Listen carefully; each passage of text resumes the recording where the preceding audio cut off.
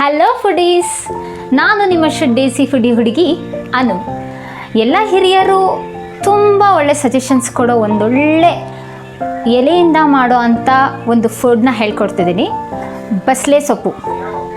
ದೊಡ್ಡವರೆಲ್ಲ ಹೇಳ್ತಾರೆ ಬಾಯಿ ಬಸಳೆ ಅಂತ ಹೇಳ್ತಾರೆ.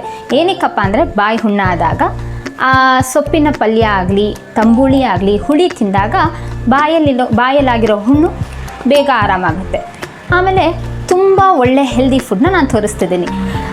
ಚಳಿಗಾಲದಲ್ಲಿ ಕೈ ಕಾಲು ಹೊಡೆಯೋದು ತುಟಿ ಹೊಡೆಯೋದೆಲ್ಲ ಆಗುತ್ತಲ್ಲ, ಇದನ್ನು ತಿಂದಾಗ ಏನಾಗುತ್ತೆ ಅಂದರೆ ಅದನ್ನೆಲ್ಲ ಕಮ್ಮಿ ಮಾಡ್ತಾ ಬರುತ್ತೆ. ಅದೊಂದು ಸೆಕೆಂಡ್ ಟಿಪ್. ನೋಡೋಣ ಹೇಗೆ ಮಾಡೋದು ಅಂತ.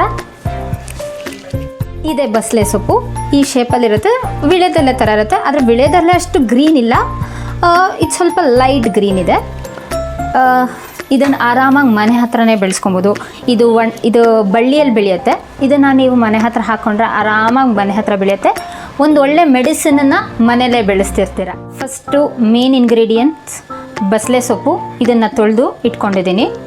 ಇದು ಎಳೆದಾಗಿದ್ದಿದ್ರೆ ಅದನ್ನು ಯೂಸ್ ಮಾಡ್ಬೋದು, ಬಲ್ತಿದ್ರೆ ಬೇಡ. ಒಗ್ಗರಣೆಗೆ ಬೇಕಾಗಿರೋದು ಬೆಳ್ಳುಳ್ಳಿ, ಕರ್ಬೇವಿನ ಸೊಪ್ಪು. ಇದನ್ನು ಕುದಿಸ್ಕೊಬೇಕಾದ್ರೆ ಬೇಕಾಗತ್ತೆ. ಬೆಳ್ಳುಳ್ಳಿ ನಿಮ್ಗೆ ಆಪ್ಷನ್ನು, ಬೇಕಾದರೆ ಯೂಸ್ ಮಾಡ್ಕೊಳ್ಳಿ. ಹೆಲ್ತ್ಗೆ ಒಳ್ಳೆಯದು. ಈ ಕೊರೋನಾ ಟೈಮಲ್ಲಿ ತುಂಬ ಒಳ್ಳೆಯದಾಗಿರುತ್ತೆ ಅಂದ್ಬಿಟ್ಟು ನಾನು ಯೂಸ್ ಮಾಡ್ತಿದ್ದೀನಿ ಇವತ್ತು.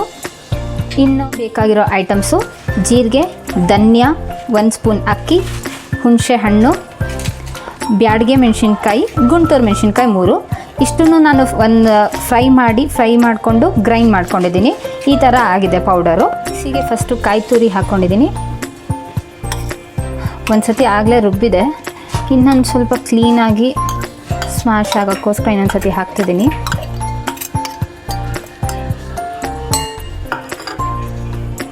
ನೆಕ್ಸ್ಟ್ ಮಸಾಲೆಗೆ ಹೇಳಿದ್ನಲ್ಲ ಏನೇನು ಪೌಡ್ರ್ ಮಾಡ್ಕೊಬೇಕು ಅಂತ, ಆ ಪೌಡರ್ನ ಹಾಕ್ತಾಯಿದ್ದೀನಿ. ಒಂದು 4 ಎಸಳು ಬೆಳ್ಳುಳ್ಳಿ, ಇದು 2 ಈರುಳ್ಳಿನ ಹಾಕ್ಕೊಂಡಿದ್ದೀನಿ. ಇವಾಗ ಗ್ರೈಂಡ್ ಮಾಡೋಣ. ಗ್ರೈಂಡ್ ಮಾಡ್ಕೊಳ್ಳೋಕ್ಕಿಂತ ಮುಂಚೆ ನಾವು ಬಸಳೆ ಸೊಪ್ಪೇನು ಕಟ್ ಮಾಡ್ಕೊಂಡಿದ್ವಲ್ಲ, ಅದನ್ನು ಫಸ್ಟು ಕುಕ್ಕರಲ್ಲಿ ಇಟ್ಕೊಂಡ್ಬಿಟ್ರೆ ನಾವು ಗ್ರೈಂಡೆಲ್ಲ ಮಾಡಿಕೊಂಡು ಕೂಲ್ ಆಗೋಷ್ಟರಲ್ಲಿ ಇದು ರೆಡಿ ಇರುತ್ತೆ. ಹಾಕ್ಕೊಳ್ತೀನಿ, ಪೇಸ್ಟ್ ಆಗಬೇಕಲ್ಲ.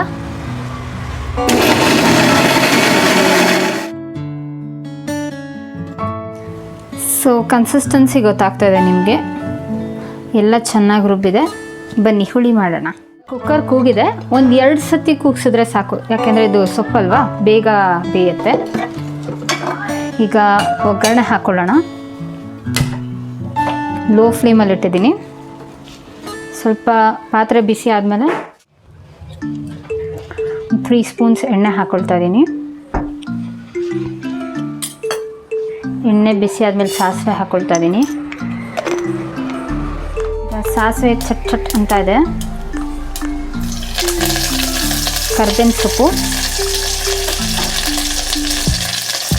ಆಗಲೇ ಹೇಳ್ದಂಗೆ ಬೆಳ್ಳುಳ್ಳಿ ಆಪ್ಷನಲ್ಲು, ಆದರೆ ಹಾಕ್ಕೊಂಡ್ರೆ ಆರೋಗ್ಯಕ್ಕೆ ಒಳ್ಳೆಯದು.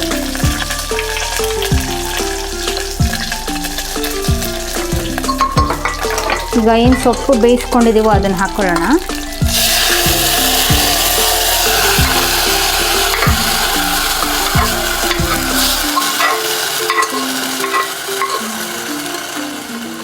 ಹಾಕ್ಕೊಂಡ್ಮೇಲೆ ರುಬ್ಬಿರೋ ಅಂಥ ಮಸಾಲೆನ ಹಾಕ್ತಾಯಿದ್ದೀನಿ. ಇದು ಏನಿದೆ ಈ ಬಸಳೆ ಸೊಪ್ಪು, ಅದು ಕಿಡ್ನಿ ಸ್ಟೋನ್ಸ್ಗೂ ಸಹ ಒಳ್ಳೆಯದು. ತುಂಬ ಜನ ಕಿಡ್ನಿ ಸ್ಟೋನ್ ಅಂತ ಒದ್ದಾಡ್ತಿರ್ತಾರೆ. ಇದನ್ನು ತಿಂದರೆ ಎಲ್ಲ ಮೆಡಿಸಿನ್ಸು ನ್ಯಾಚುರಲ್ ಆಗಿರುತ್ತೆ.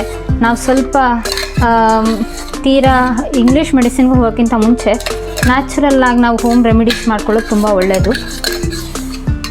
ಹಾಕ್ಕೊಳ್ತಾ ಇದ್ದೀನಿ ರುಚಿಗೆ ತಕ್ಕಷ್ಟು. ಆಮೇಲೆ ಬೆಲ್ಲ